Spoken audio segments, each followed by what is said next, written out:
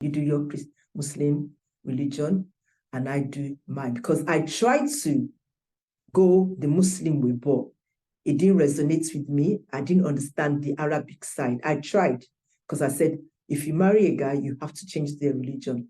I tried, but most things didn't work. Then he said, okay, just do the one you understand. And he sees the qualities of being a good Christian in me. And that's why that is what the key to the door was, because it's like, she's humble, she's submissive, I put the qualities there. So I think that holded him strong to me to say, okay, we just agree on that. Go to the mosque, I go to church.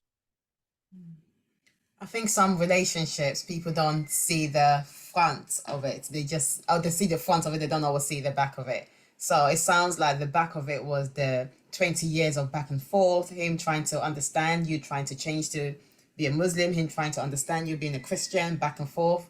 But then eventually, but some people don't have the patience for that 20 years of working through it.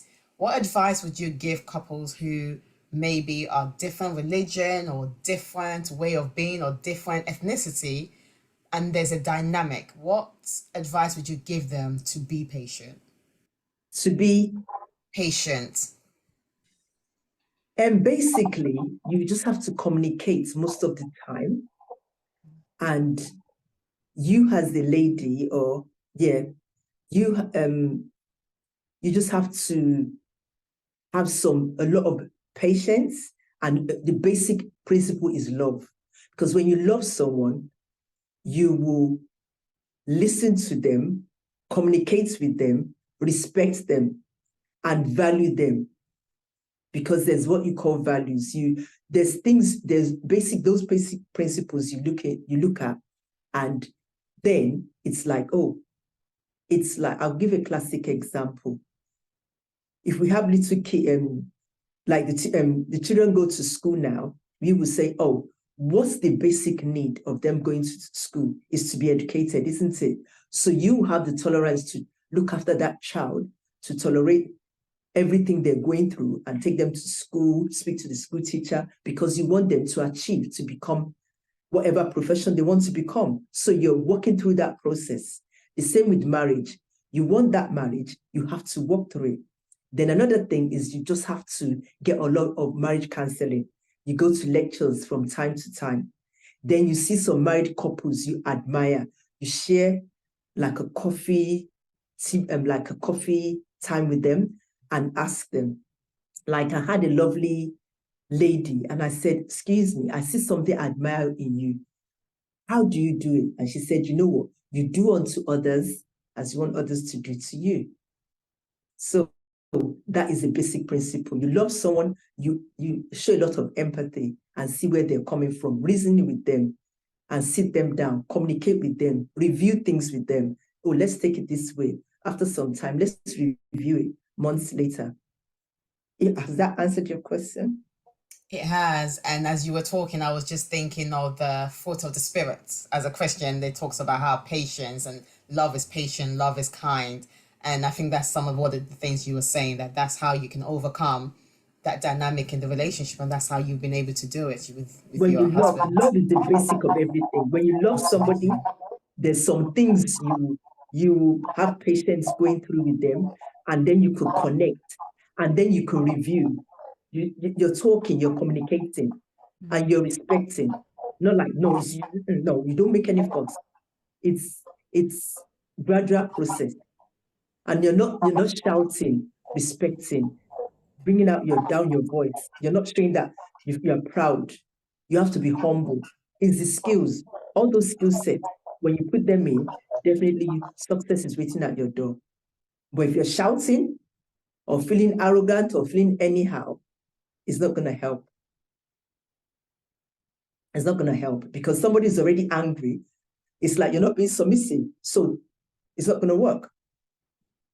You have to be submissive to your husband. I've got a follow-up question on that one, actually. Go on, I'll let you go on. When it comes to submission, we live in a society that doesn't necessarily understand what submission is. And it's hard sometimes to know if you're submitting to the right person. And they talk about how you, as a Christian, you should submit to your husband. But if he's a different religion from you, or if he doesn't believe in God, or maybe sometimes your values do not align, how can a woman submit to that?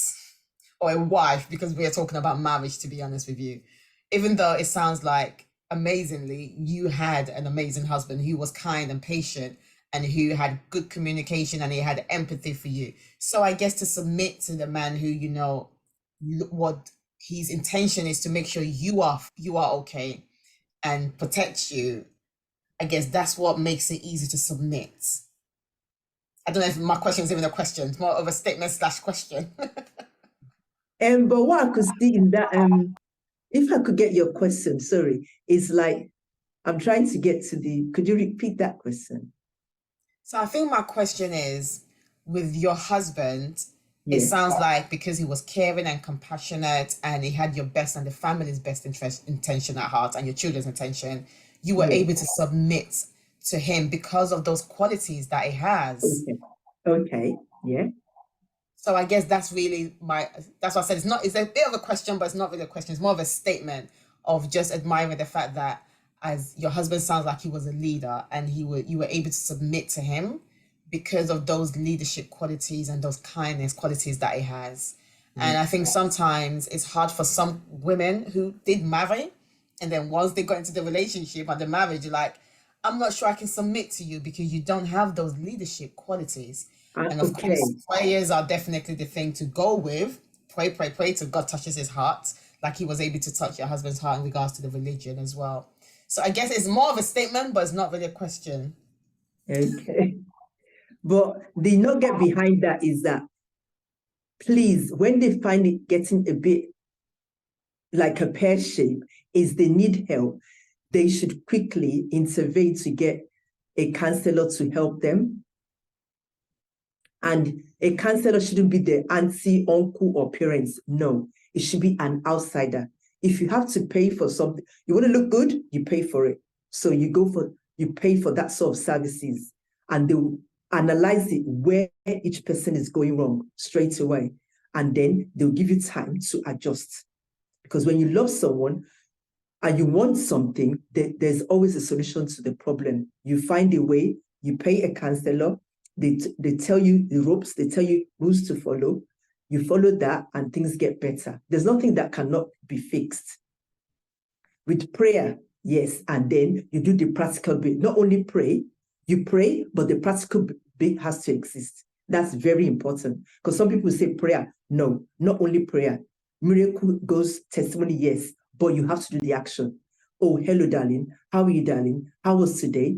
Do you want anything?